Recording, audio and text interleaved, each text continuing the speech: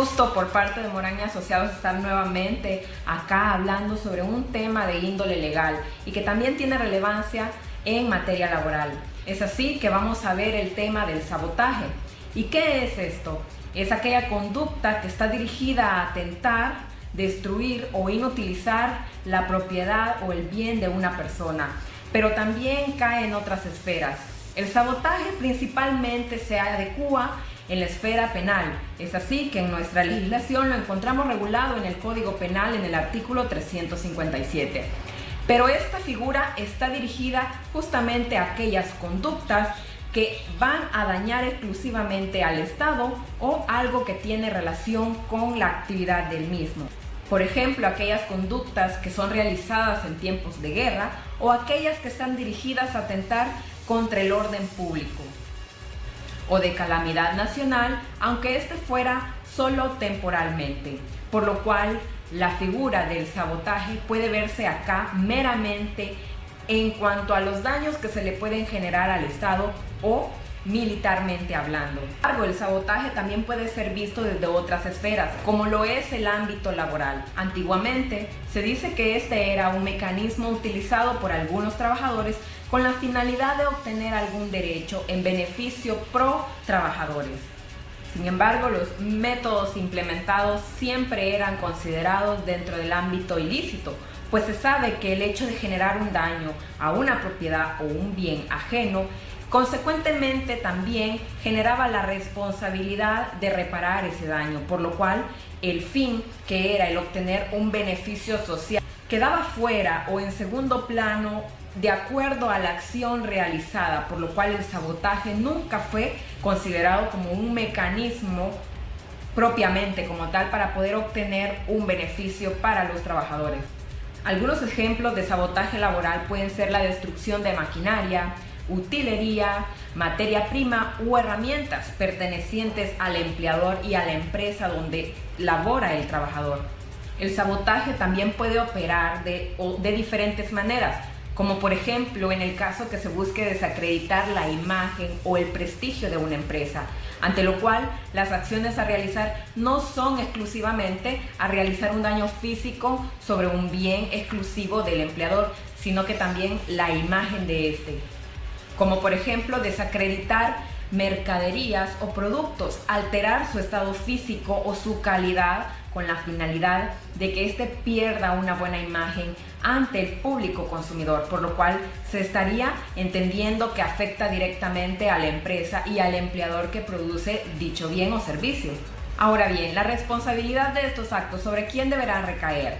Pues tenemos dos aspectos. Por un lado están quienes directamente fueron los que generaron la acción. Si estamos hablando de un daño físico, la responsabilidad recaerá sobre quienes realizaron el perjuicio sobre los bienes del empleador o de la empresa.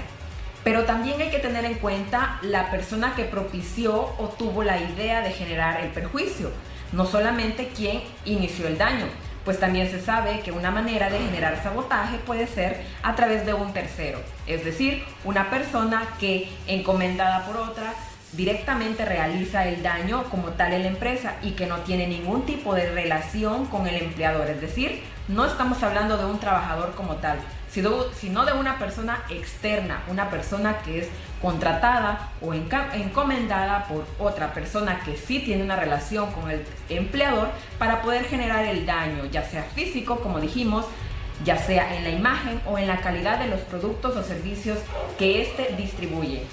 Pero es importante recalcar que el sabotaje no solamente puede alterar o dañar físicamente un bien, sino que también existen otros tipos de sabotaje, como por ejemplo el sabotaje informático. ¿De qué trata este tipo de acción? Encaminada a la eliminación, ocultación, modificación o alteración de datos informáticos o de sistemas operativos, como por ejemplo software o hardware de un dispositivo o un sistema que es perteneciente a una empresa o a un determinado empleador. Un ejemplo más concreto puede ser el caso de una persona que altere el sistema de ficheros dentro de una base de datos, con el fin de que estos se autodestruyan automáticamente en el caso de que él sea removido de su cargo o sea destituido. Por lo que a manera de conclusión y para ir finalizando sobre este tema podemos ver que el sabotaje a pesar de que también aplica en diferentes áreas del derecho, sigue siendo su esencia dentro del derecho penal. Y esto por las acciones que se realizan, porque las consecuencias de estas siempre generan o están dentro o se pueden tipificar en un ilícito penal. Es decir, lo que se genera por lo general, que es daños o perjuicios sobre un bien o sobre o un servicio de una empresa determinada, como por ejemplo en el ámbito laboral, pero siempre genera una acción que está tipificada penalmente.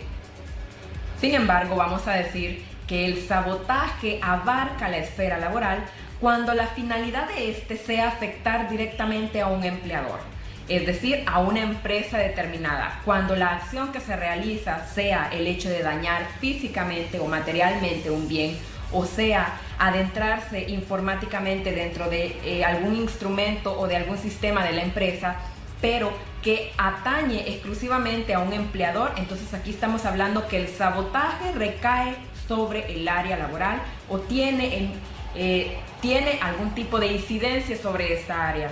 Agradecemos la confianza y el espacio que nos brindan para poder hablar sobre estos temas que tienen relevancia legal y no solamente en el área laboral. Recuerden que somos Morán y Asociados, pueden comunicarse con nosotros a través de todas nuestras redes sociales, nos encuentran como Morán y Asociados y también tenemos nuestro número de teléfono 2235 8080. Muchísimas gracias por el espacio, pasen un